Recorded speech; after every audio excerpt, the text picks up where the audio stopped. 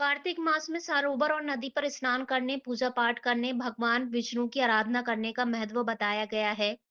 यदि कोई कार्तिक मास के पूरे महीने तक स्नान ना कर पाए, वह सिर्फ एकादशी पर जाकर स्नान करे, तब भी उसे अक्षय पुण्य मिलता है। एकादशी भगवान की प्रिय एकादशी में शामिल है। बेतवा नदी पर बड़ी संख्या में श्रद्धालुओं ने पहुंचकर पूजा अर्चना की और दीपदान किया।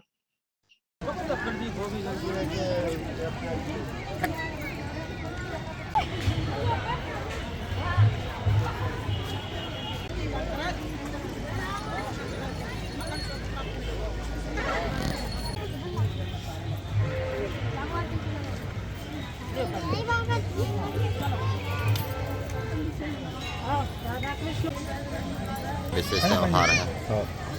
आज जो है कार्तिक मास का शुक्ल पक्ष की आज एकादशी है, हरि प्रबोधनी एकादशी।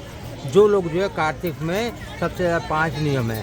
कार्तिक का जो है प्रातःकाल उठना, फिर स्नान करना, फिर जो है तुलसी का पूजन करना, उद्यापन और दीपदान। दीपदान के बराबर कोई नहीं संसार में। सबसे आजकल भजन में मन नहीं लगता लोगों को, लेकिन भगवान बहुत अच्छे वैकुंठ भगवान ने बनाया है, कम से कम कार्तिक स्नान कर लें।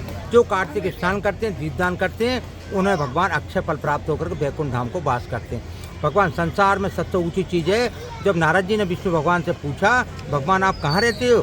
बोले मैं वैकुंठ में और योग के हृदय में वास करता हूँ। इसलिए आज योग भगवान विष्णु भगवान के लिए एकादशी है।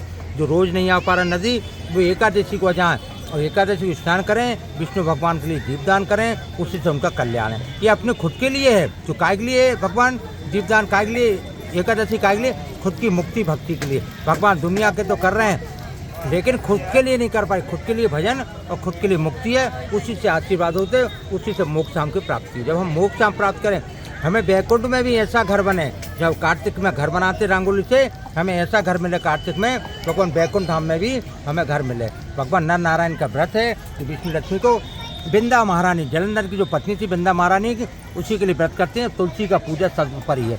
आज जो गन्ने का पूजन करें, उसमें तुलसी का गमला जरूर रखें, नया होना चाहिए, टूटा फूटा नहीं हो। बिंदा महारानी, जो मैंने तुलसी का बीज बोया है, उसी से हम विवाह करेंगे, दूसरे की तुलसी से नहीं।